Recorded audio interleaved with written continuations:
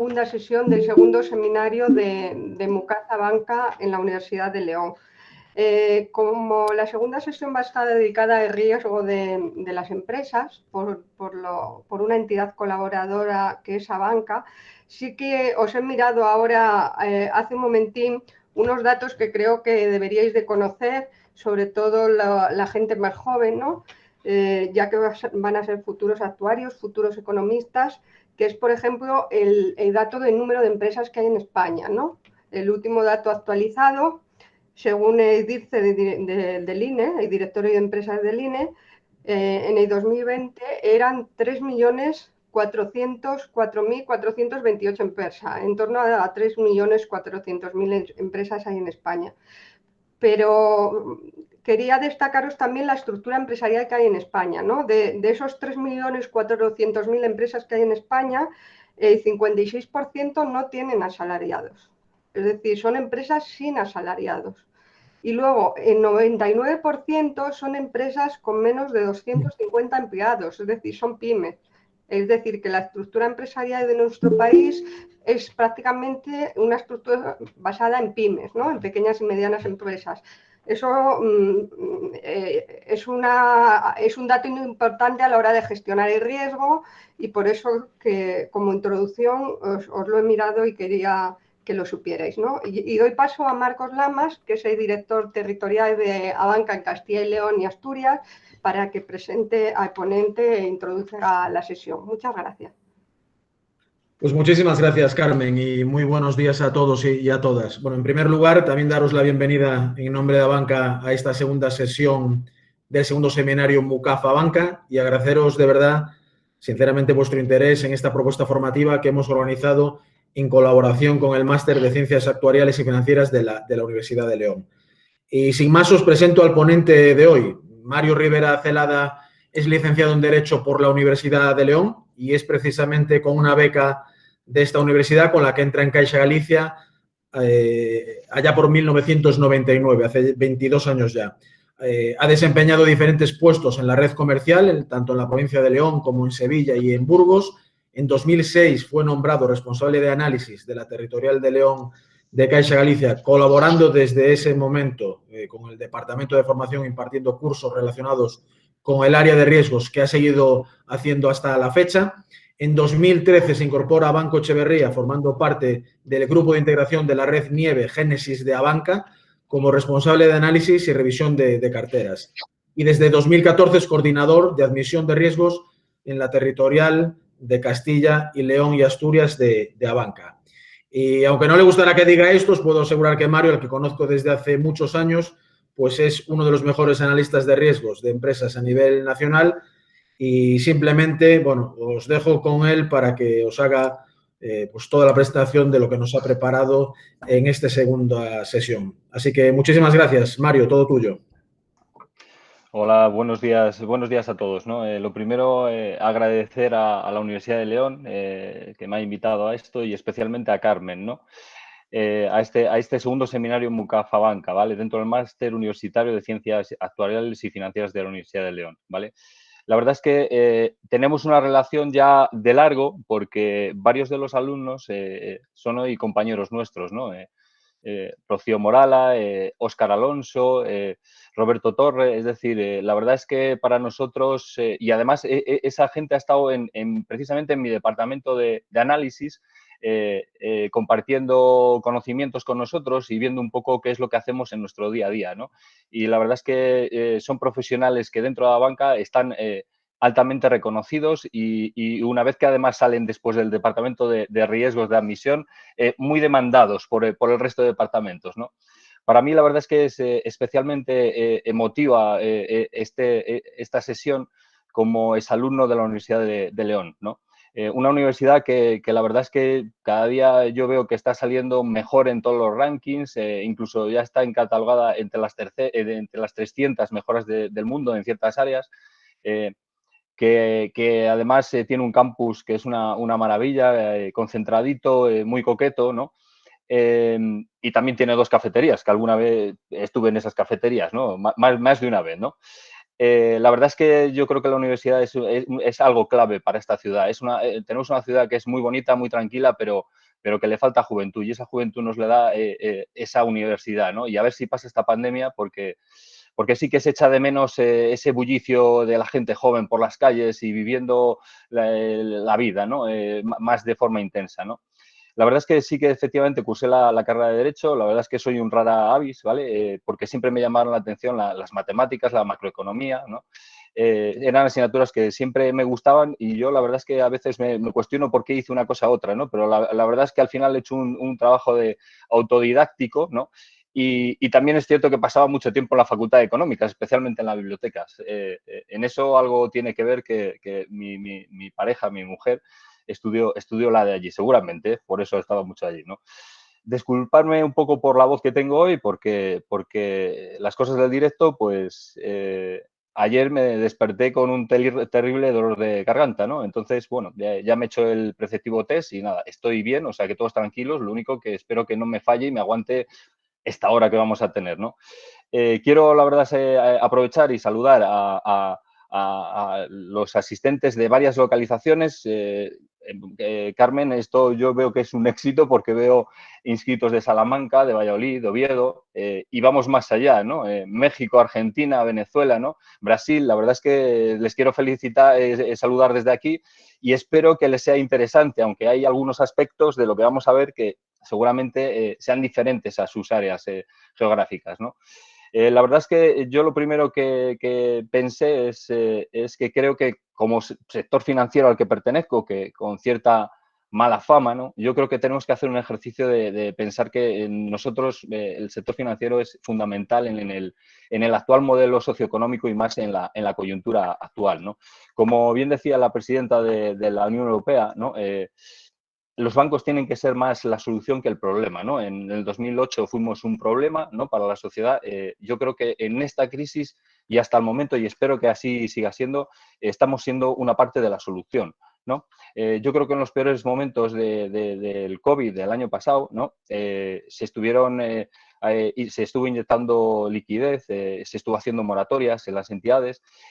Yo creo que hay veces que la sociedad no es consciente de que todas esas operaciones que vienen con la coletilla ICO realmente son fondos, esos 120.000 millones fueron fondos aportados por las entidades financieras con la cobertura ICO en un porcentaje, pero con unos requisitos en cuanto a documentación y sobre todo de viabilidad. Es decir, si somos coherentes, los ICO liquidez fueron concedidos a empresas con un problema coyuntural por el COVID. Es decir, aquellas empresas que tenían un problema estructural se debían eliminar de eso, ¿no? Entonces, la verdad es que el trabajo que se desarrolló fue tremendo, ¿no?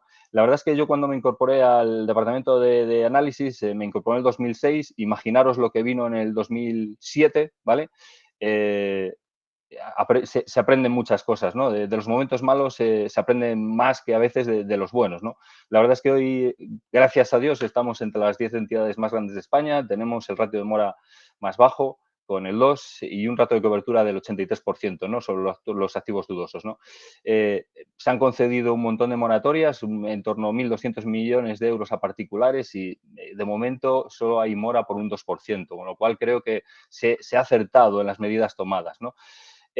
Os puedo asegurar que los departamentos de análisis el año pasado echaron humo, auténticamente humo, ¿vale? La verdad es que se analizaban operaciones, casi te pedían desde personal que no cogieras vacaciones, aunque fuera para estar en casa, pero que no cogieras vacaciones porque había mucho trabajo, ¿no? Para que os hagáis una idea, el año pasado analizamos en torno a un 40% más de operaciones y en torno a un 40% más de importe, ¿no? El departamento donde yo estoy, que somos unas 6 personas, algunos están en Asturias, otros en León, y con esto de la informática tenemos hasta un analista en Sevilla, ¿no? Pues el equipo con el que trabajo, pues bueno, pues pudo analizar el año pasado en torno 900 millones de euros en más de 1.300 operaciones. Eso significa trabajar muchísimo, ¿no? Y lo tomamos además como una necesidad el que el año pasado todo siguiera funcionando, ¿no? Las empresas les llegara la liquidez para atender nóminas y todo siguiera funcionando, ¿no? Lo que vamos a ver hoy es una muestra práctica de nuestro día a día. Porque yo creo que de teoría todos los que estéis aquí sabéis tanto o seguramente más que yo, ¿no? Entonces, espero que os guste y cualquier cosa podéis interrumpirme, hay un chat, ¿vale? Y de todas formas, al final de la sesión dejaré un teléfono y un correo para que podáis dirigiros y preguntarme a aquello que no haya dado tiempo o aquello que os surja, ¿vale? Voy a colgar a ver la presentación, a ver si lo conseguimos y a ver si se ve bien.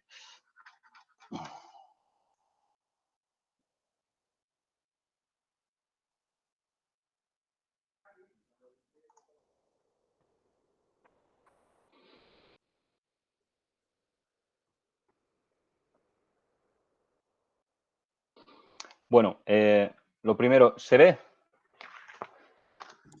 Sí, Mario, perfecto. Sí, se ve perfecto. Pues venga, pues vamos a arrancar, ¿vale?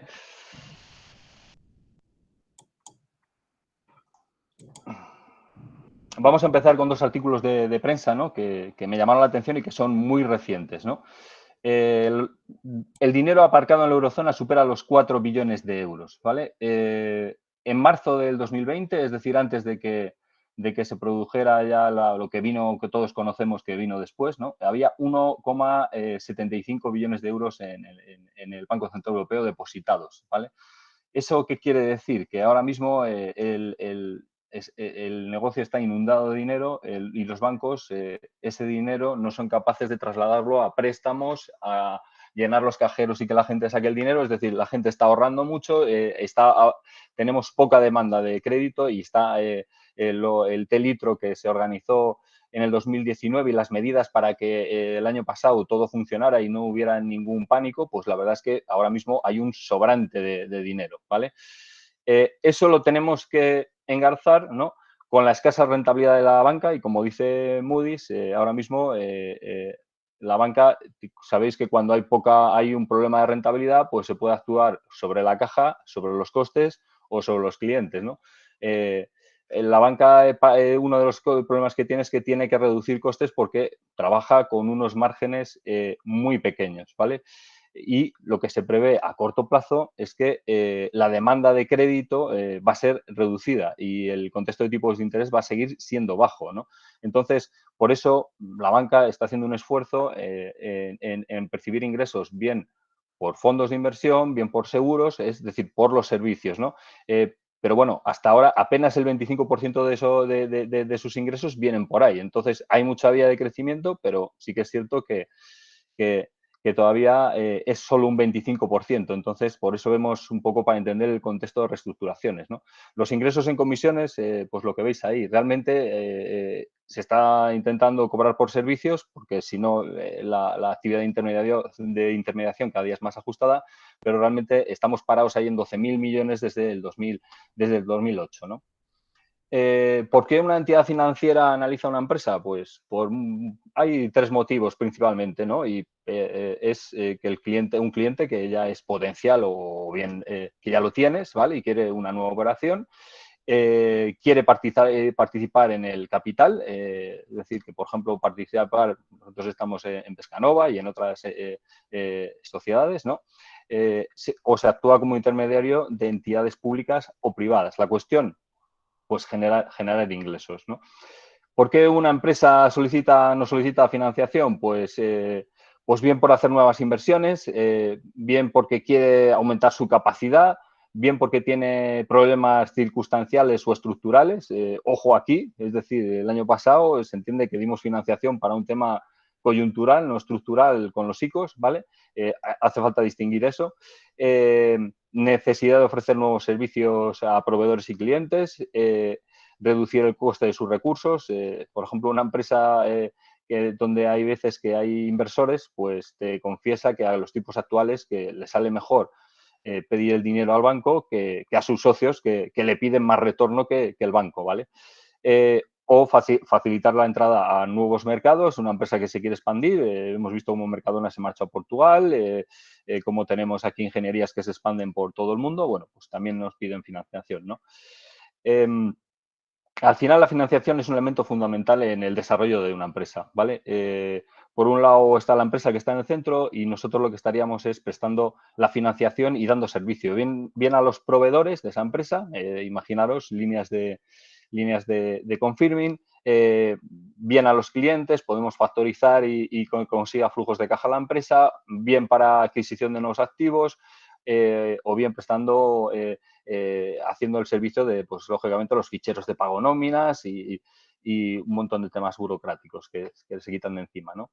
Al final, esto es un win-win. O sea, lo que la gente tiene que entender es que tanto la empresa como la entidad financiera, su objetivo común es la rentabilidad. En el momento que uno de los dos no tenga rentabilidad, al final eso no es sostenible a medio o largo plazo, ¿vale? Yo creo que esto es muy visual y es que es así, ¿no? Es para entender un poco la dificultad a la que nos enfrentamos un departamento de análisis de una entidad financiera, ¿vale? Una empresa comercial que hace ventas por 100 unidades, ¿vale? Y el coste de la mercancía son 66, su margen bruto son 33. Si un cliente, que se puede dar porque se puede dar como en todas las cosas, si un cliente no paga, con vender 2 unidades realmente ha recuperado el coste que tenía, ¿no? En nuestro caso, una entidad financiera que lo que prestamos es dinero, ¿no? Si el dinero, el banco, por ejemplo, lo está comprando al 0,5 y lo está vendiendo al 1,5, estamos en una operación de 100 euros, estamos cobrando intereses de 1,5, ¿vale? Y nos cuesta 0,5, con lo cual el margen financiero es solo de 1, ¿vale? ¿Qué quiere decir? Que con que un solo cliente nos impague, necesitamos hacer 100 operaciones para cubrir, ¿vale? Aquí no estoy metiendo los gastos de luz, de nóminas, de estructura, etc., etc., ¿no? Pero eso nos da un poco la dimensión de cómo tenemos que afinar, ¿no? Por ejemplo, si una operación donde tenemos un margen de un 1% de 50.000 euros es impagada, tenemos que hacer 5 millones de euros para cubrir esos 50.000, ¿vale? Si son 250.000, 25 millones, y si es una operación de 2 millones, pues ni os cuento. Tenemos que formalizar 200 millones de euros para cubrir. ¿Esto qué quiere decir? Que la presión a un departamento de análisis de admisión es terrible y nos hacen que realmente tengamos que afinar mucho la financiación, porque apenas tenemos margen, ¿no? Y toda operación de riesgo todo préstamo tiene riesgo, eso no lo podemos olvidar, ¿no? Pero lo que tenemos que intentar es poner todos los medios necesarios para que al final ocurra lo que vemos aquí en estas diapos, ¿no? Que al final tengas ahí una red, ¿no? Una red de protección, o por lo menos ese riesgo que tomas, pues que sea cabal, ¿no? Y asumible y ser el menor posible, ¿no? ¿Cómo se modula? ¿Cuál es el modelo de gestión de riesgo nuestro, ¿no? Pues tenemos como 3 líneas de defensa, ¿no? La primera línea de defensa son las unidades de negocio.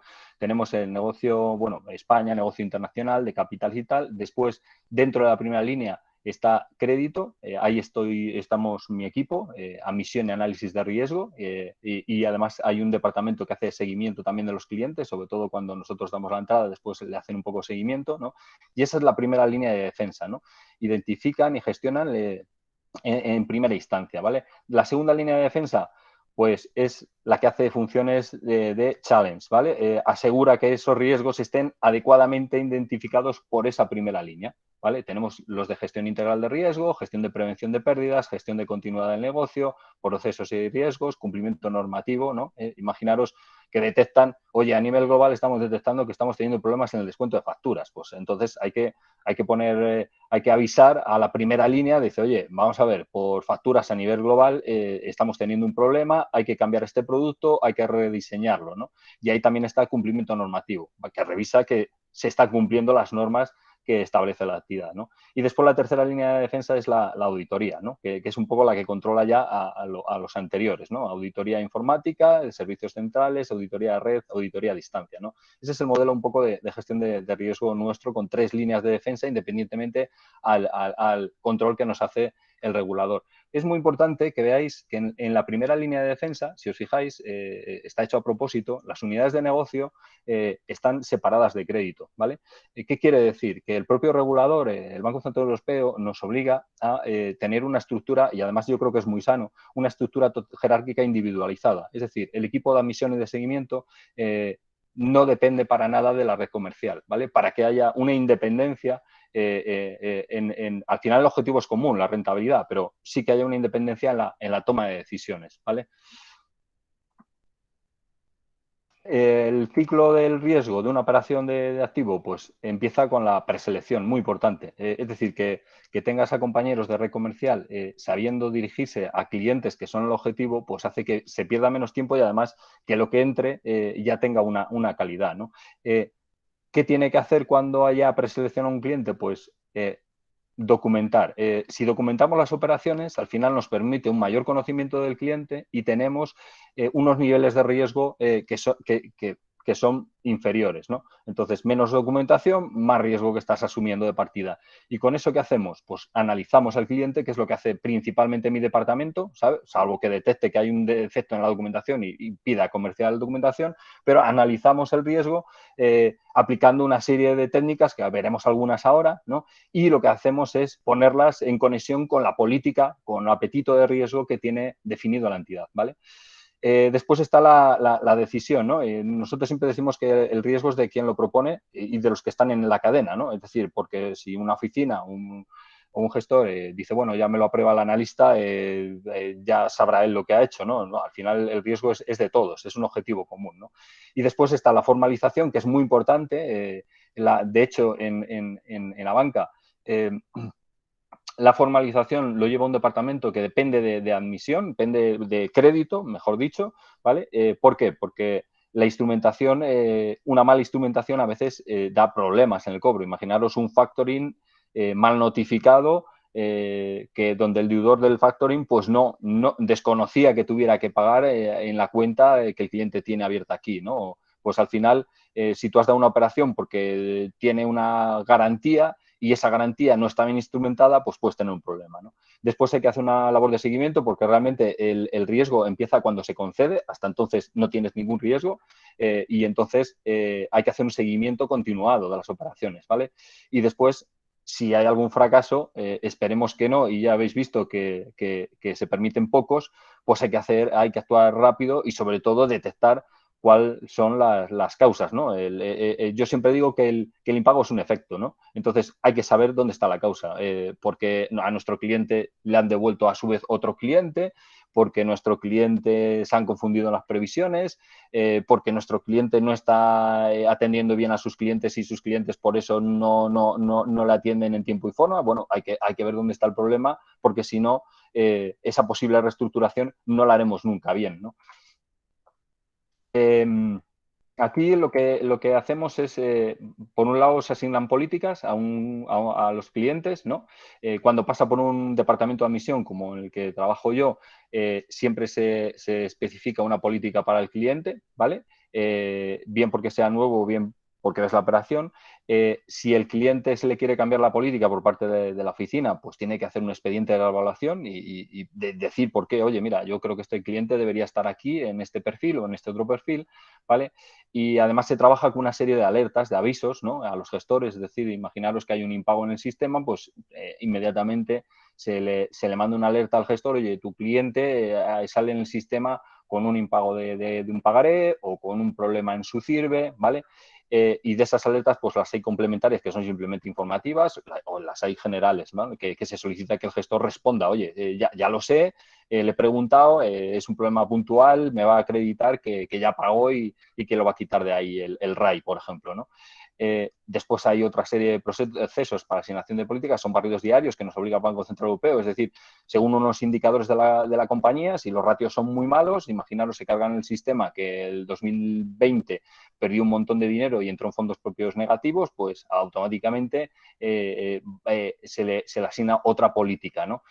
Hay revisiones expertas por parte de departamentos concretas para ciertos clientes y después hay veces, como en este momento, que como os podéis imaginar, los departamentos de seguimiento pues están haciendo un seguimiento continuo del canal Horeca, ¿no? Hoteles, restaurantes, ¿vale? Y hoteles, ¿no? Por el impacto que tiene esta crisis. Entonces está haciendo un seguimiento para, sobre todo, intentar anticiparse a los problemas que puedan tener, ¿no?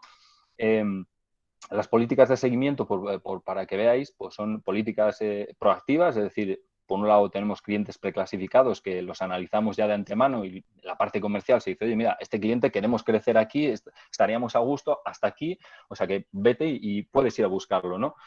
Clientes Normal Plus, que significa que tenemos más apetito con él, clientes normales, que significa que estamos bien con él, es una política positiva, todo correcto, tenemos políticas preventivas, revisar a corto plazo, que aquí lo que se marcan es un hito, es decir, hay que revisar el impuesto de sociedades, ¿vale?, cuando esté disponible y lo que, por poner un ejemplo, o una venta que tiene que hacer de un inmueble, por ejemplo, o algo que sea trascendental para ese cliente y lo que se hace es una vez superado, se decide si lo metemos en la parte positiva o proactiva o en la parte restrictiva, ¿vale? Son, por así decir, de trámite. O sea, ahí no vas a estar toda la vida en política revisada a corto plazo, ¿no? Política revisar, pues, por ejemplo, lo asignamos cuando los números están bien, pero este cliente, su comportamiento o funcionamiento operativo no tiene, por ejemplo, retrasos en los pagos de los préstamos, tiene devoluciones continuas de recibos, la operatoria algo está fallando o su situación económica financiera ha empeorado, ¿no? Entonces hay que ver si lo que queremos es estar en otro tipo de productos que tengan menos riesgos, como el descuento de efectos o un factoring a un buen factorizado, o hay que coger otro tipo de garantías como reales, ¿no? Después están los de política restrictiva, que esto ya entramos en la política fea y problemática, ¿no? Que es que son clientes que por lo que sea, más que por lo que sea, que tienen un problema que su situación ha cambiado respecto a cuando se le concedió la operación. Se ha degradado y hay cierta probabilidad de que ese deterioro acabe en un quebranto para la entidad, ¿no? Entonces, por así decir, se dice, oye, no queremos aquí más riesgo, vete con cuidado, vamos a parar, ¿no? Y los de política de extinguir es cuando ya tienes claramente que la empresa o no es viable o tiene un comportamiento inadecuado y directamente no quieres incrementar riesgo, ¿no?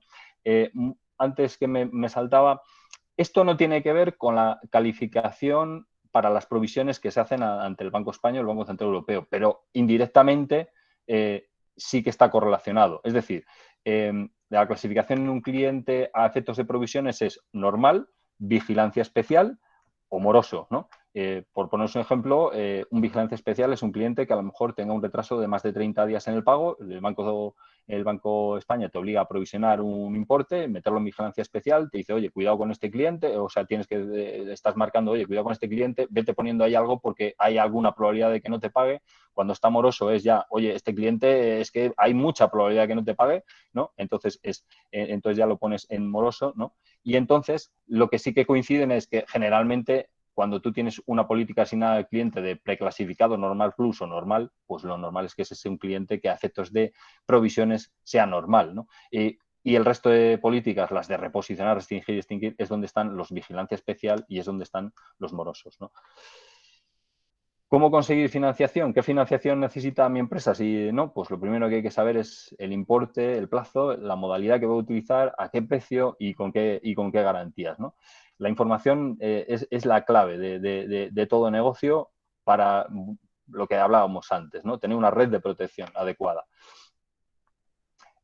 Yo muchas veces, mira que estas preguntas son sencillas, pero hay veces que yo leo un expediente, una información y no las consigo cubrir, ¿no? Y si no consigo saber la respuesta, realmente tenemos un problema.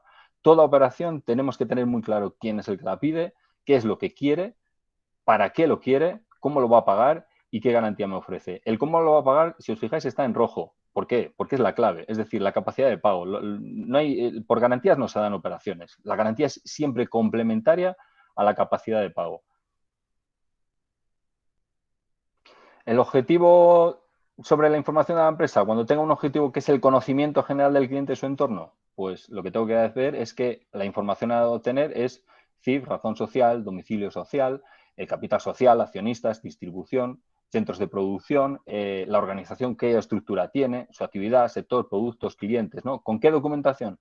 Con la escritura de constitución, las modificaciones o ampliaciones de capital, el 347, que refleja, como sabéis, las compras y ventas superiores a 3.000 euros, las páginas web. Bueno, siguiente objetivo, conocimiento financiero y económico de la empresa y su grupo, ¿vale? Aquí la información a obtener es la solvencia patrimonial, de la sociedad y el grupo, la situación financiera y económica, la situación fiscal. ¿Y con qué documentación? Pues con el patrimonio inmobiliario, detalle los bienes inmuebles y qué cargas tienen, su valoración, podríamos acceso al registro, pedir notas simples, impuestos a sociedades, pool bancario, detalle riesgos bancarios, las declaraciones de IVA, auditoría es muy importante, me cuesta que creo que hay algún auditor hoy conectado. La verdad es que como analista tengo que agradecer la labor porque cuando tenemos una empresa con una auditoría, pues nos da una tranquilidad a mayores, ¿no? Si tiene salvedades, pues lógicamente siempre miramos qué salvedades, qué importancia tienen dentro de la empresa y nos da cierto confort, ¿no? Avance de ejercicio, ¿no? Ahora mismo pues vamos pidiendo avance de ejercicio para ver cómo está yendo este año tan raro, ¿no? Y después el rating, ¿vale? El siguiente objetivo, conocimiento del comportamiento financiero. ¿Cómo se está comportando esa empresa? ¿Qué historial tiene como cliente, ¿no? Hay clientes que tienen buenos datos a nivel contable, pero su comportamiento no es adecuado, ¿no? Vemos si es un cliente, qué posición tiene, cómo se está comportando, qué vinculación tiene con la entidad, qué rating. Vemos también el CIRBE y aquí haremos una parada ahora enseguida, ¿vale? Que ficheros de incumplimientos, es decir, por muy buenos datos que tengas, si estás haciendo evoluciones y con RAI, si tienes BADESQ, pues oye, eso es un indicador de un mal comportamiento financiero. Este es una pantalla de CIRBE tal como, por ejemplo, la veríamos nosotros al analizar una operación, ¿no?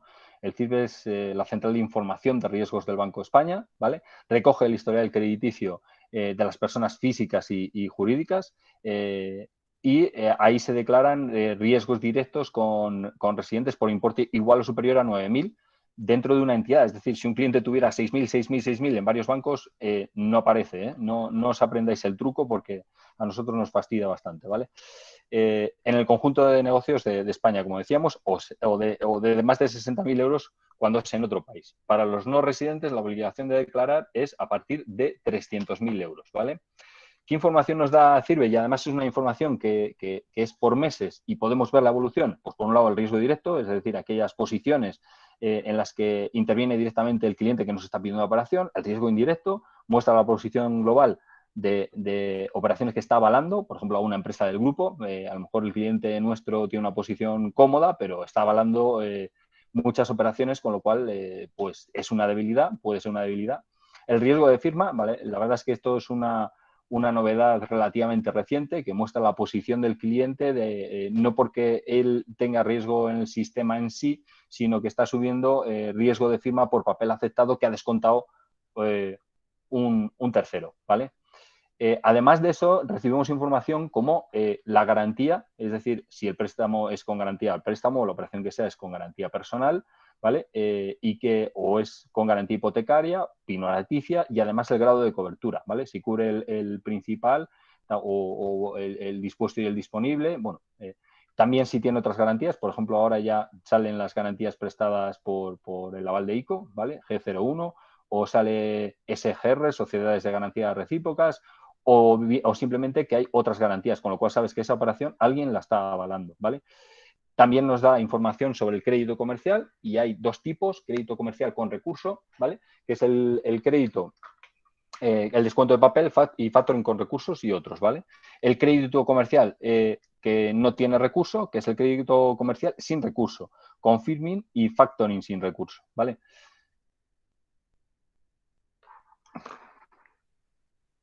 Ese es un pool bancario típico de a lo mejor cualquiera de nuestros informes, ¿no? Ahí vemos qué entidades financieras están trabajando con nuestro cliente, vemos en qué proporción y en qué tipo de productos. Aquí, pues si me pedís opinar, pues ahí aparece que estamos los terceros del pool, pero realmente tenemos ahí una posición relativamente cómoda porque estamos centrados en riesgos más blandos como podría ser el descuento, sobre todo si es descuento de pagarés o efecto letras o pagarés, ¿no? Entonces, bueno, vemos que tenemos en avales 300.000 y que tenemos en préstamos 180.000, que ese es el riesgo más duro que pueda haber en la banda relativamente baja. Entonces, bueno, también veis la composición, si hay muchos bancos y cómo están y con qué tipo de producto.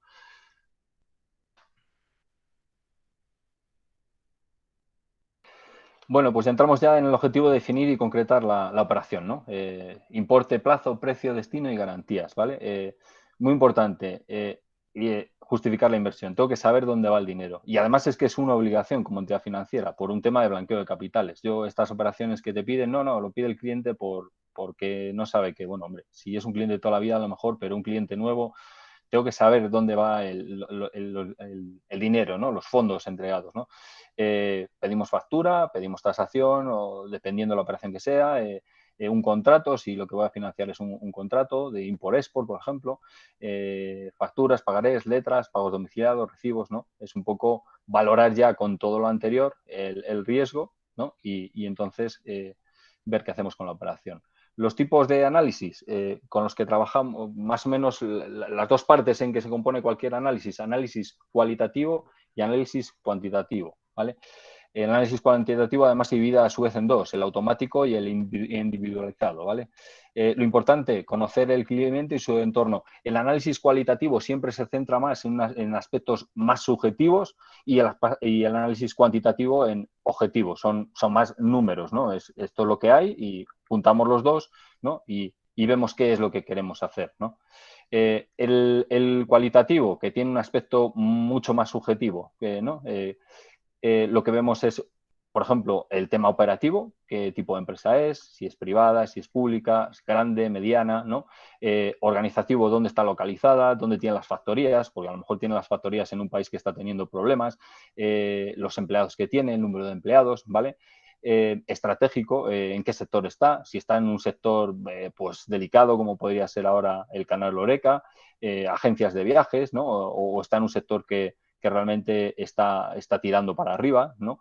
¿Qué producto tiene? Si tiene un producto diferenciado, que le dé una prioridad o una preferencia, una previsible mejor evolución respecto a otros, ¿no? A otros competidores, que también es una parte de análisis estratégico, ¿no? Y qué clientes tiene, ¿no? Si están muy atomizados, si no están atomizados, si son clientes que sabes que son exigentes, entonces la empresa tiene unos procesos adecuados porque si no trabajarían con ellos. Vemos también el tema corporativo, el accionario de quien dirige la empresa, ¿no? Por ejemplo, si está un fondo de inversión, pues qué tipo de fondo de inversión. Fondo de inversión, pues siempre a un departamento de análisis nos da más miedo porque muchas veces pues entran en una sociedad, mejoran los datos y después se marchan. Entonces, tendremos que mirar si queremos estar en ese barco o no barco cuando se marchen, ¿no? Comportamiento y reputación, lo que estábamos hablando un poco antes, cómo les ve el mercado, cómo ve a su sector, cómo les ve la sociedad, cómo ve el entorno, ¿vale? Financiero y bancario, ¿no? O sea, y el análisis cuantitativo automático, pues aquí es por ejemplo, un trabajo previo que te hace ya pues el Big Data, la inteligencia artificial, los robots, ¿no? Y que lo que hacen ya filtran si hay cumplimiento normativo con lo que quiere el banco, si cumple con si entra dentro del cumplimiento regulatorio, ¿vale? Si se hacen filtrados también por datos de lo que te están dando de nóminas y tal, si realmente es lo que figura en la seguridad social, ¿no? Entonces, con eso hay un cálculo de datos, una generación de informes, scoring, rating y el RAROC, ¿no? El RAROC es la rentabilidad asociada al riesgo. Es decir, con esto te da objetivamente, ¿vale? Lo que te da es, oye, mira, este perfil de cliente, menos de este tipo de interés, no deberías aplicarle, ¿vale? Después vendría a lo mejor el análisis experto de un analista y diría, bueno, pues dentro de esto sí que podemos mejorar un peldañito para arriba o para abajo del rating, pero lo raro es si el rating y scoring están bien, que tú varíes mucho los peldaños, ¿no? En análisis cuantitativo, pues automático, la objetividad es enorme y la subjetividad prácticamente nula. Por lógica, no hay. ¿Vale? En análisis cuantitativo, pues tenemos ahí los 4 tipos de análisis que hacemos, ¿no? Análisis patrimonial, análisis financiero, análisis económico y análisis de los activos. El análisis patrimonial y financiero, lo que analizamos es la estructura, la composición de la inversión y la financiación, ¿no? Lo que se busca es la capacidad de pago, que es la clave de cualquier operación, ¿vale? La independencia financiera, cómo está capitalizado y el grado de utilización de los activos. Las técnicas que más utilizamos, porcentajes verticales y análisis de ratios. Después vamos a ver algún ejemplo, ¿vale? Analizamos la solvencia, la capitalización, la estructura del activo, estructura de pasivo, ¿no? Liquidez, tesorería, fondo maniobra y si es leverage. Pongo leverage porque aquí el Banco Central Europeo está empeñado en que cualquier operación que tenga deuda financiera bruta / EBITDA mayor a 4 es leverage, hay que hacer un análisis reforzado, hay que hacer un seguimiento especializado del cliente, ¿no? Y para mí es un ratio que no es el adecuado para medir exactamente la calidad del cliente. Lo veremos después el por qué, pero bueno, sí que la palabra leverage, cuando la vemos, pues ya hay que hacer análisis reforzado, ¿no? El análisis de los activos, nos centramos en el activo no corriente, que analizamos la relación de los activos, la calidad de los activos, su valor en el mercado, sus cargas, rotación, el punto muerto, el periodo de maduración, ¿vale? Análisis económicos ya más centrado en la cuenta de resultados, ¿vale? Veis ahí evolución de ventas, cuotas de mercado, distribución geográfica, umbral de rentabilidad, nivel de amortización, EBITDA. Bueno, ya si queréis vamos pasando porque realmente es algo que ya conocéis, ¿vale? Una de las, yo creo que para nosotros clave de cualquier operación, establecer el flujo de caja, ¿vale? Flujo de caja operativo, flujo de caja financiero, flujo de caja para los accionistas, ¿vale? El que más nos importa, lógicamente, el flujo de caja operativo y el flujo de caja financiero, ¿no? El flujo de caja de los accionistas debería ser la parte final, ¿no? Y si la prioridad es otra, mal va esa empresa, ¿no? Entonces, lo que vemos es el flujo de caja refleja las entradas y salidas de efectivo a partir de una operación de la compañía, ¿no? El flujo de caja que llamamos operativo. Como se le evita, más menos capital de trabajo, menos CAPE, menos impuestos, flujo de caja libre de la firma, ¿vale? Ahí vemos después los desembolsos de deuda, menos los gastos financieros, menos las amortizaciones, más aportaciones de capital, más ingresos de no operacionales y tenemos el flujo de caja financiero, ¿vale?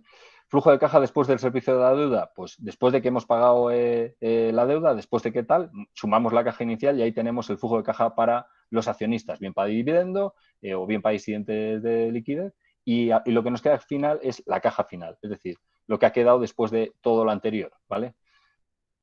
A lo mejor llegamos y los dividendos se han comido y llegamos con caja final cero, ¿no? Nunca deseable, ¿no?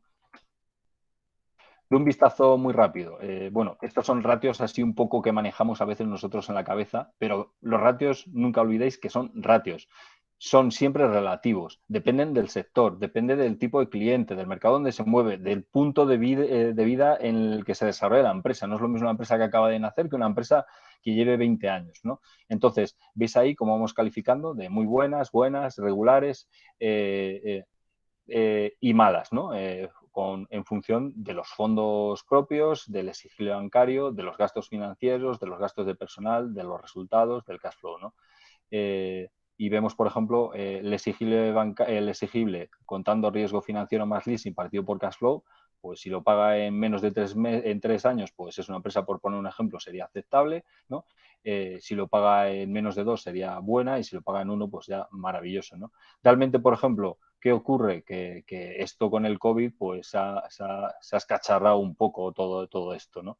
Y después, decir que los gastos de personal en una empresa es muy buena porque tenga gastos de personal inferiores al 13%, pues depende. Si es una empresa prestadora de servicios, por ejemplo, de asistentes, de asistentes sociales a ancianos, tal, pues hombre, los gastos de personal es la mayor partida, ¿no? Y no por eso la empresa es mala. Los gastos financieros, pues depende del contexto de tipos de interés también, ¿no?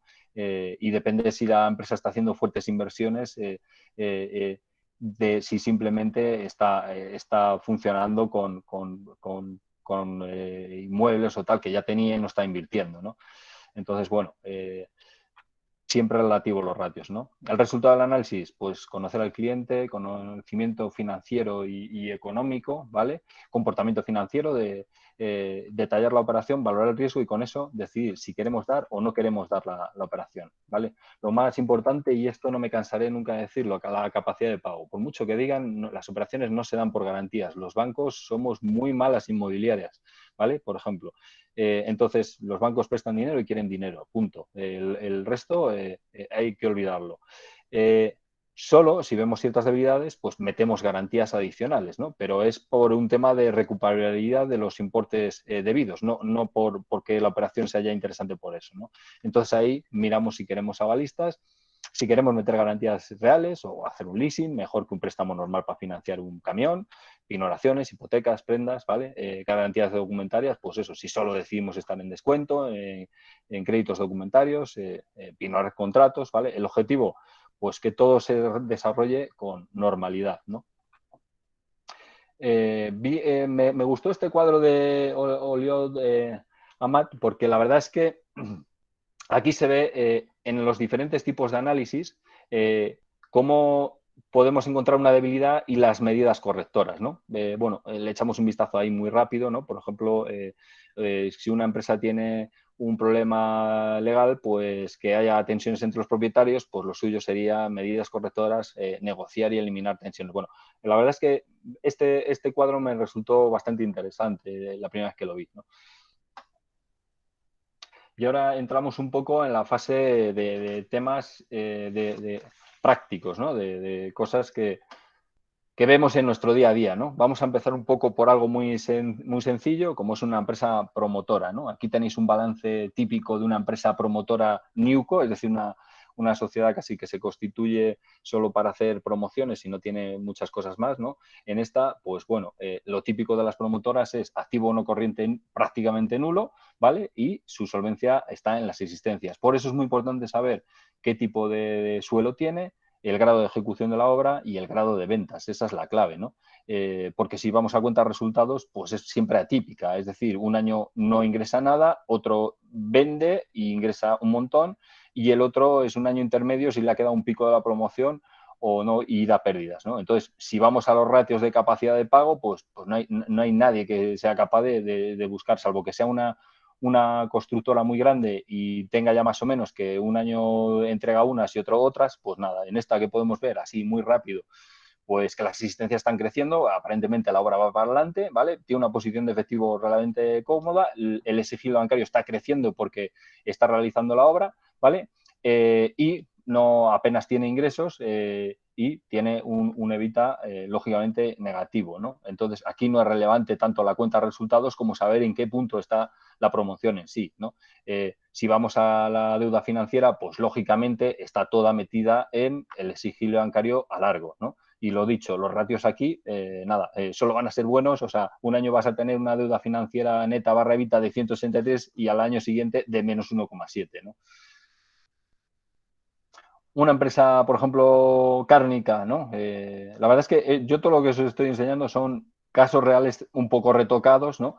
Pero bueno, esto es lo que nos encontramos en nuestro día a día, ¿no? Entonces, aquí tenemos una empresa cárnica de cierta antigüedad, una empresa familiar, ¿no? Y vemos que la verdad es que en el 2017, pues todo bastante apañadito, deudores comerciales 36%, existencias normal, el inmovilizado material se ve que tiene ahí unas naves donde hace los procesos, ¿no? Deficitaria en cuanto a fondo patrimonio neto, ¿vale? Pero bueno, deuda exigible bancario ajustadito, ¿no? 20%, todavía asumible, ventas de 4,6 millones de euros y bueno, un EBITDA un poco flojo, pero todavía, si os fijáis abajo, tenemos deuda financiera bruta EBITDA 4,32, ¿vale? Esta empresa, si os fijáis, y le echáis un vistazo, va teniendo problemas con los deudores comerciales, ¿vale?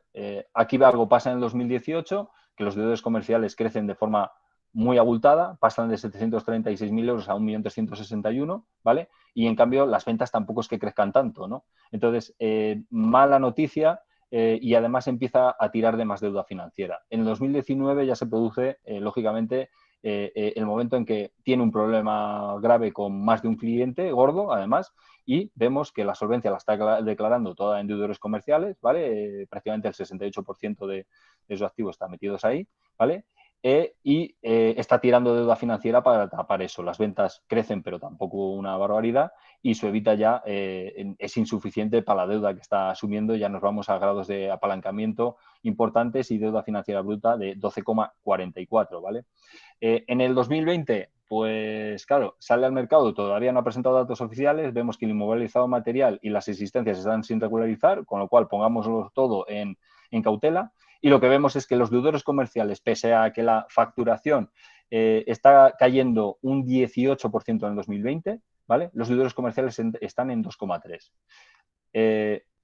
paradójicamente, y por eso estos datos contables no son creíbles, su EBITDA coge y se multiplica, ¿no? Entonces, cuando algo nos llega así, pues lo primero que hacemos es, queremos ver la partida de deudores comerciales, porque además esta empresa vendía a Canal Horeca, con lo cual puede tener un problema importante ahí, está totalmente descompensado el balance y no es creíble este balance. Entonces, analizar la cartera, no entrar en financiación a largo, ni mucho menos, y si hago algo en descuento, ¿vale?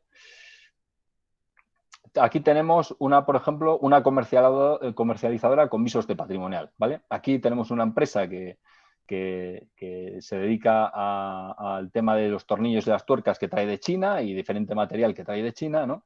Y es una empresa que decide meterse de repente a patrimonial. Este es el tipo de ejemplo de toma de decisiones no adecuada, ¿no? O de la forma no adecuada, ¿vale? Vemos que en el 2017, pues compra las empresas, compra una serie de inmuebles en el 2016 y en el 2017 y 18, ¿vale? Decide comprar inmuebles para alquilar, ¿vale? Cree que o le va bien la actividad y dice, bueno, pues nada, el 2017 ya empieza a comprar inmuebles, vemos ahí inmovilizado material de 6,3 millones de euros, ¿vale? Nada que decir de las existencias, porque no es lo reseñable aquí a mirar ahora, ¿no? Vemos que para ello, lógicamente, coge y apalanca y se mete en una deuda financiera del 78%, ¿vale? El fondo no lo está financiando bien porque el fondo de maniobra es malo, ¿vale? Y tiene unos ingresos de 2,6 y un EBITDA de 354.000 euros que le dan unos ratios de deuda de 15 que son malos. Que en el 2018 persiste en su estrategia y coge y mete más inmovilizado material, sigue comprando cosas, ¿no? Pero hasta aquí, más o menos, lógicamente, el sigilo bancario lo consigue controlar, con lo cual este no es un mal año. El EBITDA sigue chutando, ya tengo los ingresos de alquiler e incluso doble el EBITDA y ya estoy en 7,65. Podríamos decir que están tranquilos, la empresa está tranquila, ¿no? Llega el 2019 y ya empezamos a ver que el sigilo bancario sigue tirando para arriba, una tremenda mala noticia, ¿no? Deja de comprar inmuebles, gracias a Dios, pero y aún mantiene el EBITDA y todavía mantiene los ratios, ¿no? Pero llega el 2020 y hemos cogido que una empresa que ha soltado trapo, que ha tirado todas las velas para coger mucha velocidad y se mete en medio de la tormenta que hemos tenido en el 2020. Y las ventas, ¿vale? De repente la facturación le cae un 35%. ¿Vale? Y el EBITDA se le va un 70% abajo, ¿vale? Eso con un incremento de deuda brutal, porque pasa de 5,6 millones de euros en deuda financiera a 6,5, que es un 72,5. Esta empresa tiene graves problemas para atender sus compromisos, ¿vale? La única forma que yo le veo de que salga posiblemente es con la venta de activos. Que sea el momento o no, o que haya elegido bien en su momento los activos, pues dependerá de la viabilidad. Al final, un negocio que le funcionaba bien le está poniendo en problemas por meterse a otra actividad que no ha controlado ni ha financiado de forma adecuada, ¿no? Pasamos ya, vamos subiendo un poco el nivel, ¿no? Ahora estamos ante un balance consolidado de una empresa de cafés e infusiones que hace tanto tueste de café como venta de ese café, ¿no? Si echáis un vistazo a este balance ya incorpora unas barras a la derecha donde vemos las variaciones, ¿no? Vale, es cómodo para ver dónde han cambiado las cosas más en la empresa, ¿no? Entonces, por ejemplo, tenemos ahí la parte del activo corriente, donde lo primero que vemos es que esta empresa hizo una fuerte inversión del 2018 al 2019, ¿vale? Hizo adquisiciones inorgánicas, ¿vale? La empresa tiene hambre de crecer, la empresa le va bien y hace compras. Vemos que pasa el inmovilizado de material de 26 a 39 y el activo no corriente de 73 a 110, ¿vale? Las existencias, bueno, nada que decir, están ahí, los deudores comerciales bastante controladito todo, ¿vale? Tiene un buen patrimonio neto, ¿vale? Baja algo porque aumenta el tamaño del balance en el 2019, ¿vale? La deuda financiera, pues claro, da un salto importante del 2018 al 2019 por la adquisición que ha hecho. ¿Vemos cómo le ha sentado esa adquisición en la cuenta de resultados? Pues vemos que realmente pasa de vender 82 millones de euros a 99 y el EBITDA crece de forma potente, pasa de 21 millones a 29 millones de euros. Es decir, la compra que ha hecho, el apalancamiento que le ha supuesto, pues está dentro de lo razonable por número de años de levita, ¿no? Que está, ¿no? Y ¿qué ocurre? Pues que ahora entra en un contexto del COVID, vende a mucho restaurante, vende a mucha cafetería y las ventas caen, ¿no? Entonces, lo primero que tenemos que ir a mirar es, primero, para las inversiones, tienes toda su lógica y prudencia. Los deudores comerciales parece estar controlados, ¿vale? Ha hecho una buena gestión de la deuda y lo que hace es reforzar el efectivo, ¿vale?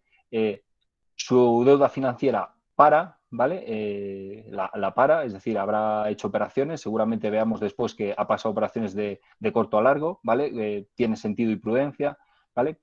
Y los ingresos sufren la caída que estábamos indicando. Si veis ahí a la derecha, veis el porcentaje de ingresos como caen, 33%, pero en cambio hace un control de costes adecuado y consigue que el EBITDA solo se desplome, entre comillas, la mitad, ¿vale?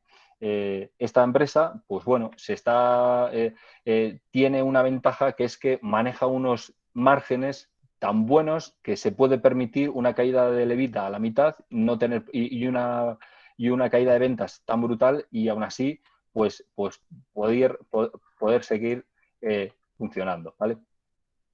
Aquí vemos cómo efectivamente tiene la deuda metida a largo plazo, con lo cual tiene estabilidad, no va a haber ninguna espantada, puede tener tranquilidad, y vemos cómo los datos de deuda financiera neta o bruta, EBITDA, pues han empeorado, pero todavía siguen siendo asumibles, ¿no? Un concesionario de coches, ¿no? Y en este caso un concesionario de coches de lujo, ¿vale? Lo primero que vemos a lo mejor en su balance es que, bueno, tiene las instalaciones en propiedad, ¿no? Lo cual siempre da cierta tranquilidad, ¿no? Otro aspecto significativo, que le bajan los deudores comerciales, ¿no? ¿Y por qué bajan? Pues bueno, tiene su sentido, porque si está bajando ventas, pues tiene su sentido, ¿no? Eso nos cuadra, ¿no? Y tiene una capitalización bastante adecuada, ¿vale? Y vemos que hace un control de gastos y consigue mantener el EBITDA, no solo mantenerlo, sino incrementarlo. Es decir, aunque vende un 26% menos, el EBITDA crece un 36%. Es decir, ha conseguido vender más caro en el contexto del año pasado, ¿no? Y ha compensado esas menores ventas por mayor margen, ¿no? Entonces, la empresa, la verdad es que está superando adecuadamente un contexto donde nosotros, si vemos un concesionario de coches, lo primero que nos pide el cuerpo es decir, ¡puf!, ¿cómo estará el tema, ¿no? Pues aquí tenemos un ejemplo de una empresa que facturó en 2019 más de 100 millones de euros, que está aguantando el temporal de forma bastante interesante, ¿no? Vemos ahí los ratios y, bueno, y ya yo creo que vamos a pasar aquí. Pues en esta empresa yo creo que podemos estar tranquilos, habría que verificar cómo tiene la situación de los inmuebles, ¿vale? Pedir alguna nota simple y a lo mejor ver si el auditor hace alguna salvedad al recuento de existencias, ¿vale? En este caso la financiación típica de los concesionarios suele ser pesada, porque financian a corto plazo los vehículos, ¿no? Veis ahí los ratios, más ratios que manejamos. Aquí tenemos una empresa de producción de venta de energía. Como vamos mal de tiempo, tampoco vamos a parar mucho, pero bueno, sí que produce energía y además la vende. Nos ha llamado la atención porque esto es un ejemplo y a lo mejor nos vale para extrapolar la comparativa sectorial, ¿no? Como el año pasado cayó el consumo de energía, pero en cambio el consumo de energía en los hogares aumentó, ¿no? Con lo cual, generalmente los hogares aprietan menos en precio a las compañías eléctricas, con lo cual consigue que el EBITDA, aunque caiga la facturación un 10%, el EBITDA se esté manteniendo, ¿no? En este tipo de empresas de este tamaño, de que estamos hablando de ventas de 16.000 millones de euros, ¿vale? Cuando ves la estructura de financiación, pues generalmente te encuentras lo que vemos aquí, que tienen emitidos pagarés y hay que analizar cuándo vencen, además del sigilo bancario. Es más, se financian con deuda casi externa más que de entidades financieras, ¿vale?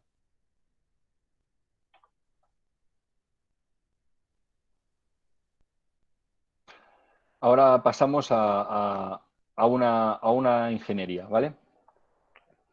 Las ingenierías son de los sectores más complicados de analizar por parte de la banca, donde más se pilla los dedos la banca, sobre todo cuando las ingenierías operan en varias partes del mundo, ¿vale? Es muy difícil, son contratos muy complejos, de cifras enormes los que mueven cuando hacen proyectos en Costa de Marfil, Mozambique, Argentina, México, 20.000 sitios, ¿no? Y la verdad es que cuesta mucho controlar cómo activan y desactivan las existencias. Ya veis los problemas que hubo con Abengoa, muchas Sener está reestructurando. Bueno, la verdad es que las ingenierías a los analistas nos vuelven bastante locos, ¿no? En este caso vemos un ejemplo de ingeniería, ¿no? Que lo que podemos ver es dónde tienen los activos. El inmovilizado, bueno, pues tiene cierto inmovilizado, pero su solvencia está en los deudores comerciales, ¿vale? La parte preocupante de los deudores comerciales es que es un 68%, pero es que lleva un incremento del 3,1% de 23 millones, ¿vale? Cuando la facturación ha caído un 33%. Es decir, el año pasado esta ingeniería te está decantando que está teniendo problemas en cobrar a sus clientes, ¿vale? Tiene partes positivas como que está reforzando el efectivo para cubrir ese tipo de problemas, y la capitalización está aguantando, sobre todo porque el balance se reduce ligeramente, y lo que encontramos es que el exigible bancario está creciendo, ¿no? Está pidiendo operaciones seguramente ICO para cubrir ese problema que tiene aparentemente con los deudores comerciales. Aquí habría que esperar a la auditoría y ver qué ocurre qué dice el auditor de esos deudores comerciales, ¿no? Vemos el EBITDA y por lo menos lo que sí estamos viendo es que está haciendo un esfuerzo por control y consigue mantener el EBITDA, ¿no? Y de aquí llama especialmente la atención pues un riesgo añadido más que tiene una ingeniería que opera en el mundo, que es que en este caso, si veis los gastos financieros, se disparan hasta 32 millones de euros, ¿vale? Eso es por las diferencias de cambio. Este año ha tenido problemas, diferencias de cambio por menos 30 millones de euros. ¿Por qué? Porque tenía contratos en México, ¿vale? Entonces, ha habido una caída fuerte de la moneda mexicana, y en Brasil, que ha pasado exactamente igual. Entonces, por diferencias de cambio, esta compañía, aunque ha tenido un buen EBITDA, tiene un agujero de 30 millones de euros, ¿vale? Como veis que es perfil leverage, ¿vale? Hacemos el cuadrito ese que aparece ahí en el medio, que lo que hacemos es ver los vencimientos de deuda, ver los gastos financieros, veis ahí, vencimientos de deuda, 72 millones de euros, ¿vale? Gastos financieros, 5 millones de euros largos, ¿vale? Y total, servicio de la deuda, 78 millones de euros. Vemos el EBITDA medio de los últimos años y lo comparamos y vemos que tiene un problema de 8 millones de euros, que aparece ahí en rojo, y para el 2022 tiene un problema de 32 millones de euros.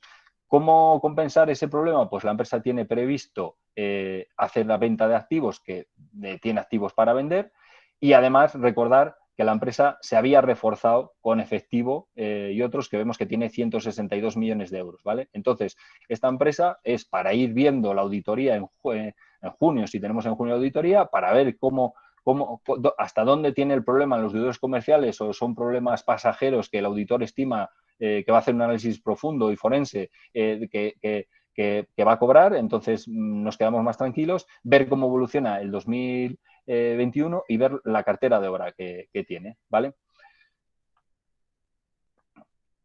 Aquí vemos una empresa tecnológica, ¿vale? Una empresa tecnológica que además el año pasado pues le fue francamente bien, porque da soluciones a grandes compañías, soluciones pues desde para los teleoperadores a tal, y vende también material a esas grandes compañías, pero sobre todo le da soluciones TIC, ¿vale? Que se llaman, ¿vale? Entonces, aunque vemos que tiene un gran peso de deudores comerciales, no preocupan, son compañías de primer nivel, tiene una posición de efectivo relativamente cómoda, tiene además solvencia porque vemos que tiene ahí activos, ¿vale?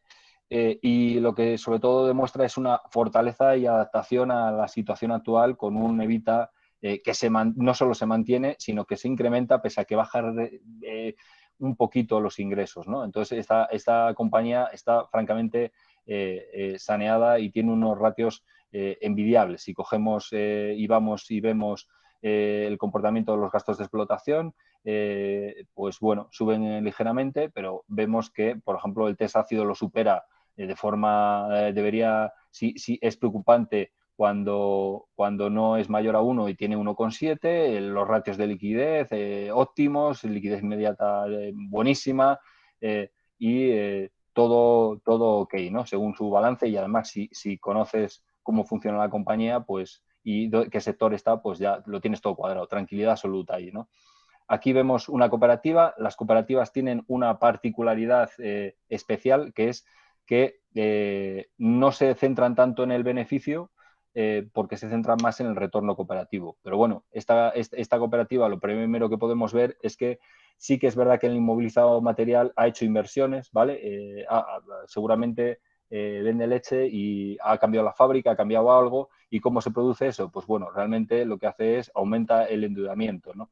Vemos que la facturación es más o menos estable y porque, bueno, venden un producto de primera necesidad y vemos cómo se ha comportado en el 2020, ¿no? En el 2020, bueno, por los deudores comerciales no nos preocupan, son grandes superficies, pero lo que sí nos preocupa es que la deuda financiera está incrementándose y ya no tiene sentido porque ya no está haciendo inversiones en inmovilizado, ¿no? Entonces, aunque las ventas han chutado, porque el año pasado la venta en supermercados, que es donde está centrado, vendió más, no vende a Canal Horeca, con lo cual se ve beneficiada, pero nos preocupa el aumento del endeudamiento. Posiblemente, ¿qué esté ocurriendo en la cooperativa? Pues que están dando un precio al cooperativista, es decir, al ganadero, superior al que deberían darle, y están haciendo el retorno cooperativo. En mi opinión, un retorno cooperativo excesivo, ¿no? Que puede acarrear, si sigue así, a medio plazo problemas, ¿no? Como es leverage, pues hacemos el análisis de turno, ¿no? Vemos el EBITDA medio, vemos los préstamos y vemos los gastos financieros, se los sumamos y vemos ahí que tiene un desfase de 206.000 euros para el 2000, tenía el 2020 206.000, 2021 un desfase de 230.000 euros, 2022 de 229.000. Si a eso añadimos CAPEX, que yo entiendo que ahora no va a ser ya tan potente porque ya hizo las inversiones, pues el desfase es mayor. ¿Cómo suplir eso? Pues con efectivo, en este caso no lo tiene, o con disponibles en Cirve mientras la rueda siga, ¿no? Pero esta es una empresa donde yo no cogería posiciones a largo plazo, por lo menos hasta ver si cambian ese retorno cooperativo, ¿no? Y vemos la típica empresa que aunque tenga unos ratios de este 2020 estupendos, pues bueno, pues bien, pero hay que atar, ¿no? Hay que atar bien porque es una empresa comercializadora pura, no tiene nada inmovilizado. Se dedicó en 2020 a adquirir mascarillas en China porque ya tenía experiencia en China, y lo que hace es aprovecharse de una coyuntura, ¿sabes? Yo siempre digo que el caos es una escalera, ¿no? El año pasado fue un poco caótico en el mundo económico, entonces este cogió la escalera y la cogió bien, en el sentido bueno, ¿no? Supo aprovechar el momento, coge la facturación y la pone en 5 millones de euros, el sigilo bancario contenido para la compra de existencia sin material, y su EBITDA pues pasa de ser una empresa de perogrullo a tener casi un EBITDA de 1 millón de euros y unos beneficios brutales, ¿no? Entonces, si vemos aquí los ratios, el ratio de deuda financiera bruta EBITDA, 0,69, estupendo. Si vemos cualquier tipo de ratio del 2020, maravilloso, pero primero hay que saber qué cabeza tienen esos socios, a dónde van a destinar ese beneficio. Si hago operaciones, seguramente pediría el aval de los socios, pese a estos ratios, porque el año 2020 fue un año excepcional, y habrá que ver cómo se comporta en este 2021 para tomar decisiones a largo plazo. Desde luego no es una empresa para meterse a largo plazo, ¿no? Porque ha metido el pelotazo, pero no sabemos si esto se va a mantener. Es una empresa óptima para hacer factoring porque además tiene deudores comerciales potentes y además tiene el 89%, fijaros, en deudores comerciales, y son administraciones públicas porque le compran material. Entonces lo factorizo, lo notifico y puedo dar riesgo tranquilo. Si me viene para una operación de otro tipo, pues hay que verlo, o a lo mejor exigir que avalen si tiene avalistas potentes o tomar otro tipo de garantías hasta ver qué futuro tiene esta empresa, independientemente de los ratios. Porque si algo habéis visto es que los ratios ayudan, pero la toma de decisiones no se hace por los ratios, se hace por un montón de cosas que hay que cuadrar, que hay que analizar y que hay que ver, ¿vale? Yo creo que con esto ya os he dado bastante la paliza por hoy y, oye, abro el turno de preguntas, ¿vale?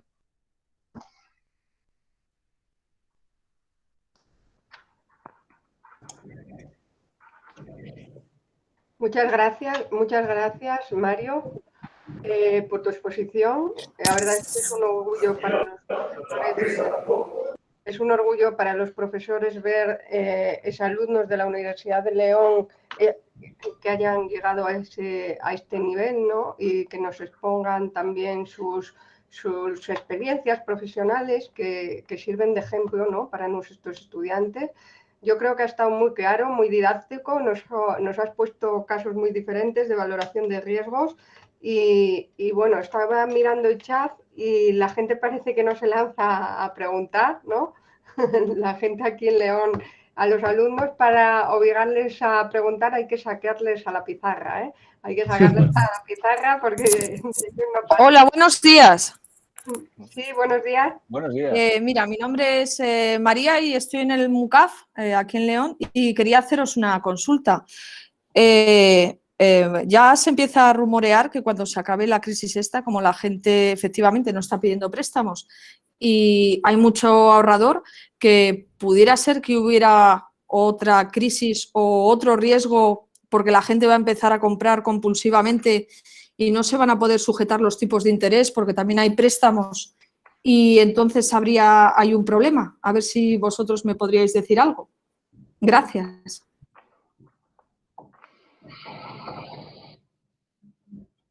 Bueno, no sé si... Bueno, empiezo yo si quieres a contestar. Vamos a ver, lo que nosotros estamos viendo, la verdad es que, sinceramente, es una situación que la caída del PIB del año pasado de un 11% no se ha dado en tiempos de paz nunca, ¿vale? Entonces, estamos aprendiendo todos un poco, ¿no?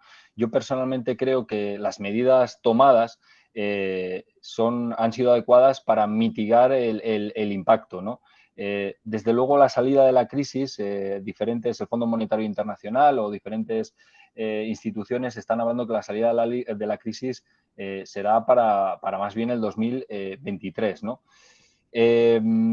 ¿Consumo exacerbado? Pues yo, que haga que aumente la inflación, pues yo creo que a corto plazo no, ¿vale? Que ahora con el tema de la vacunación va a ser muy importante y yo creo que en las últimas 2 semanas la percepción está cambiando porque se está vacunando muy rápido, más rápido porque enero fue negrísimo. Os tengo que decir que enero, la verdad es que salimos de enero, creíamos que iba a haber vacunas, no había vacunas y el contexto era muy negro, ¿no? Pero ahora aparentemente el ritmo va a cambiar y parece que la economía se va a poner en marcha, pero esta fiesta que hemos tenido del COVID vamos a estar varios años pagándola. Y yo creo que ahora mismo estamos en una situación de impasse, ¿no? Los fondos europeos hay que ver cómo van a España le tocan 140.000 millones de euros, hay que ver cómo somos capaces de distribuirlos. Yo creo que la cooperación público-privada es absolutamente necesaria y coordinada. Si sabemos destinar bien los fondos, pues seguramente no tendremos tantos problemas, ¿no? Pero esos fondos nos obligan a hacer cambios que son necesarios en el sistema de pensiones, en el gasto público y, lógicamente, el déficit público habrá que controlarlo, ¿no? Entonces, nos van a subir los impuestos, con lo cual casi seguro, porque si no, yo no sé cómo se va a cuadrar esto, con lo cual es más que probable que esa situación de que nos sobra el dinero no sea tan así, por no decir que lógicamente, se va a haber seguramente a corto plazo algo más de incremento de paro, ¿vale? Gracias. Mario, en este contexto de la crisis de COVID, vosotros como expertos financieros en análisis de riesgos, ¿qué recomendación podríais dar a este tipo de empresas pequeñitas? Pues Castilla y León no llega ni al 5% del número de empresas de total nacional para que nuestras comunidades autónomas no sigan perdiendo empresas, se sientan respaldadas por el sector financiero, no tengan que quebrar, porque son realmente los que lo están pasando mal. Mira, la verdad es que Marcos lo sabe, ¿no? Siempre cuando vemos un proyecto que es de León, que de Castilla y León y de Asturias, un proyecto nuevo, lo estudiamos con todo el cariño del mundo, ¿vale? Con todo el cariño del mundo porque creemos que tenemos un deber con la sociedad de estar en aquellos proyectos, pero claro, tenemos que definir aquellos proyectos que sean viables, ¿no? Porque al final si financias un proyecto no viable, creas un problema doble, ¿no? Primero, el problema que creas a la entidad y segundo, que la entidad va a subir los tipos de interés en la siguiente operación o va a eliminar apetito por ese tipo de operaciones, ¿no? Aunque lo suyo sería acomodarnos, puedo decir que miramos todos los proyectos. Hace menos de medio año hemos financiado por ejemplo, un tema muy interesante para tostar pistachos, ¿no? Porque veíamos que el mundo del pistacho, ya sobre todo en la zona de Valladolid, hay muchos pistachos plantados, pero se daba la circunstancia de que si no tienes tostadero, llegaba el que tenía tostadero y ponía condiciones leoninas a los agricultores y tenían un problema, ¿no? Entonces, al final, se constituyó una cooperativa muy interesante ahí para tostar pistachos. Pues ahí nos metimos. Hace poco en León, un cliente nos demostró que en León se pueden dar manzanas de alta calidad, mejor incluso que en los Alpes suizos, y ahí estamos metidos con una financiación de manzanos potente, ¿no? La semana pasada pasamos una operación de plantación de arándanos, ¿no? Yo creo que esta comunidad tiene mucho futuro en el mercado agroalimentario y estamos muy por la labor de estar ahí siempre, ¿no? Estudiamos con todo el cariño cada proyecto, como os digo, ¿no? Pero siempre intentando que lo que tiene que entender el cliente que pide una operación es que la apuesta no solo debe ser del banco, tiene que ser también del propio cliente y poner su parte de fondos propios y poner también su riesgo. Es decir, porque si no, al final hay operaciones donde yo le digo al comercial que, coño, es que el único que cree somos nosotros, porque esta empresa no pone nada de su parte, ¿no?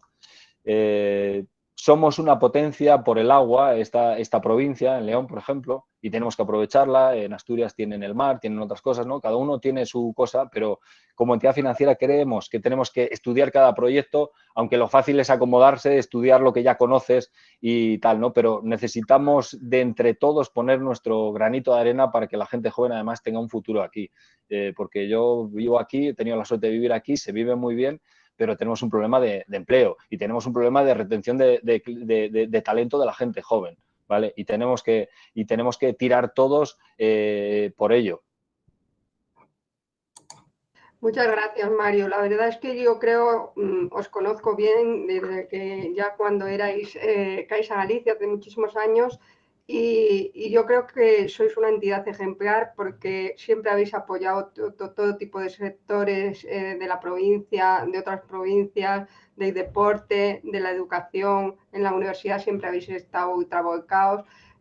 Habéis escogido muchos estudiantes que bueno, tú mismo fuiste estudiante de la Universidad de León, ¿no? Eres un ejemplo a seguir, ¿no? Y muchos estudiantes están trabajando ahí, entonces yo creo que sois una entidad ejemplar, ¿no? Y estaba mirando el chat y bueno, veo aquí un mensaje de Maybelline, que es una alumna de la Universidad La Salle de México, que lo que indica es excelente presentación, muy clara, felicidades. Pues muchas gracias, Maybelline, que sé que has tenido que madrugar muchísimo, ¿no?, para asistir, porque allí es muy temprano. Me alegro que te haya gustado. Y no sé si hay alguna pregunta más. Si no, damos paso a Marcos. Damos paso a Marcos para que finalice la sesión y continuaríamos dentro de 15 días con la tercera sesión, que va a estar destinada a la profesión de actuario, ¿no? Y va a estar presentada por dos actuarios de Abanca. Y yo, sin más, te doy la palabra a Marcos. Perfecto, Carmen, muchas gracias. Simplemente por complementar la pregunta que hacía, me parece que María anteriormente a Mario, sobre también, bueno, la verdad es que hizo varias preguntas muy interesantes y quedarían para un buen debate, ¿no? Preguntaba también por el tema de los tipos de interés, bueno, para nosotros absolutamente fundamental, ¿no? Y también por el tema de la inflación, que es un fenómeno que realmente, bueno, en los últimos años hemos vivido sin prácticamente su aparición, pero que vuelve a estar muy presente en todos los medios, ¿no? La posibilidad del retorno de la inflación. En cuanto a los tipos de interés, yo creo que hay que dejar muy claro, los tipos a corto los marca los bancos centrales y bueno, es una herramienta de política monetaria que con un ejemplo muy claro se puede decir que es como en las fiestas cuando la gente está, bueno, pues un poco aburrida, si sacas mucha bebida alcohólica la gente se anima y en cuanto la gente está muy borracha, pues lo que te hacen los bancos centrales es retirar la bebida para que no sigan bebiendo, ¿no? Y así funciona un poco los bancos centrales y la economía. Cuando la economía está mustia y la parte privada no se lanza a invertir, pues lo que hacen es bajar los tipos para que haya alegría y en cuanto se empieza a recalentar y empieza pues, a haber determinados excesos, pues entonces su misión es subir los tipos para quitar o retirar todos esos estímulos y que la cosa no se sobrecaliente demasiado, ¿no? Y es precisamente en ese momento en el que estamos, es decir, una situación un poco complicada. La economía está sufriendo muchísimo por el COVID, los tipos están no solo al cero, sino en negativo y están pretendiendo estimular la economía, ¿no? Pero en algunos ámbitos se empieza a ver que cuando estimulas mucho empiezan a subir los precios y evidentemente puede aparecer la inflación. En Estados Unidos lo estamos viendo, los tipos a largo estaban subiendo, las materias primas han empezado el ciclo y están este año algunas ya disparadas, el empleo ya empieza a recuperar, no en Europa y mucho menos en España, pero sí en Estados Unidos y empieza a generar inflación en los sueldos, la gente, bueno, cada vez hay menos gente sin trabajar, con lo cual piden más salarios, lo cual también es un generador de inflación. Y bueno, en ese ámbito, desde luego la inflación y sobre todo en Europa, bueno, dicen los alemanes que cuando oyen hablar de inflación se ponen de rodillas y rezan, ¿no? Y es verdad que todas las políticas monetarias en la última mitad del siglo XX están diseñadas para que los bancos centrales, antes que el crecimiento, antes que el empleo, se preocupen del tema de la inflación y de controlarla, ¿no? Porque, bueno, los efectos de la hiperinflación son absolutamente devastadores. Pues aquí seguramente uno de los motivos por el cual en Europa nos acabamos matando millones a bayonetazo limpio en la Primera y Segunda Guerra Mundial, o viendo lo que pasa en Venezuela, bueno, que el dinero vale menos que de lo que pesa el papel en el que se emite, ¿no? Entonces, bueno, yo creo que son temas que van a estar muy, muy candentes y que seguramente, oye, tendremos ocasión en otras sesiones de trasladarlos, pero es verdad que los tipos de interés, la inflación y las políticas monetarias y fiscales son absolutamente claves en lo que, bueno, ya lo están siendo y lo van a ser a futuro en el corto y en el medio plazo, ¿no?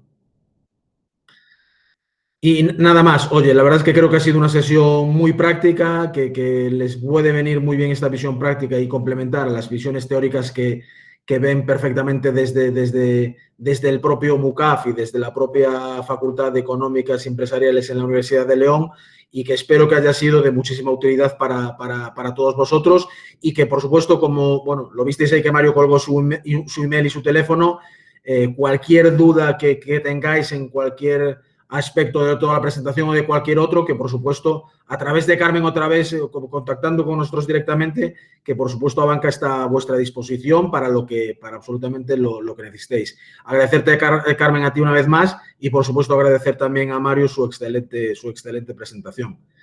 Y sin más, bueno, convocaros para dentro de 15 días, como decía Carmen, en la tercera sesión del seminario, que promete también ser muy, muy interesante. Muy bien, Mario, pues muchas gracias. Están mandando varios chats todos por felicitarte, ¿no? Para felicitarte por la presentación de profesores, de alumnos, de colegiados, de colegios profesionales, entonces todo queda grabado, ¿no? En el chat. Sí deciros que el material que os enviemos, pues a lo mejor no va completo, ¿no? Porque hay empresas que por la ley de protección de datos no se va a facilitar esa información, pero el resto de la documentación la recibiréis, ¿eh? Muchas gracias. Muchas gracias a vosotros. Chao. Gracias, un abrazo.